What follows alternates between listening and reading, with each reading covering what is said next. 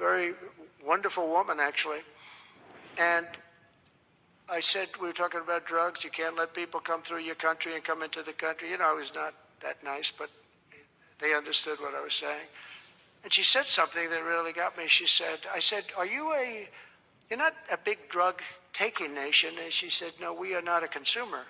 And I said, a consumer, what a, an interesting word. We're not a consumer nation. We're not a consumer of drugs. I said, what an interesting, and why is that? She said, well, we have very strong family values. I said, but we do too. We do too. We have very strong, our families are devastated by what's happening with fentanyl. In speaking with her, she said about family values, I said, well, you're not really saying anything there because we have great families too. We have great family values.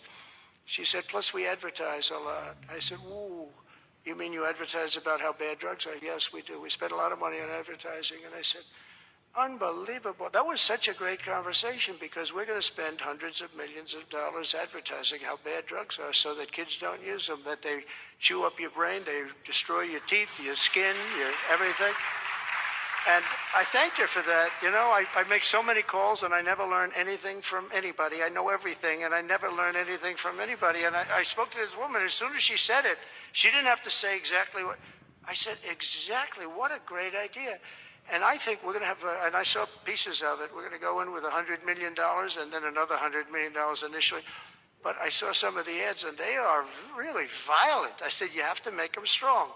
Your skin practically comes off after a period of time. You lose your hearing. You lose your teeth. It is terrible. And we show this happening to people. And I think we're going to, we did very well with, we had blue ribbon committees headed up by the First Lady of the United States and a lot of other people that, they have no idea the viciousness of these cartels and these people. And they're smarts. I mean, they're very smart, tough people. Making a fortune, by the way, an absolute fortune. But we got it down 18%, which was a record.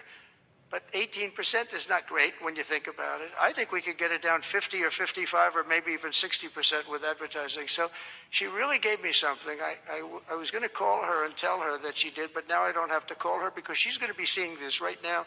So to the President of Mexico, thank you very much. I appreciate it. But we're going to do a great advertising campaign saying how bad it is, how drugs are so bad for you. I was speaking to the head of Mexico because I complain constantly about people pouring in. Now our border is the strongest border we've ever had. We've gone from the worst border ever in history to the strongest border. But I was speaking to the President of Mexico.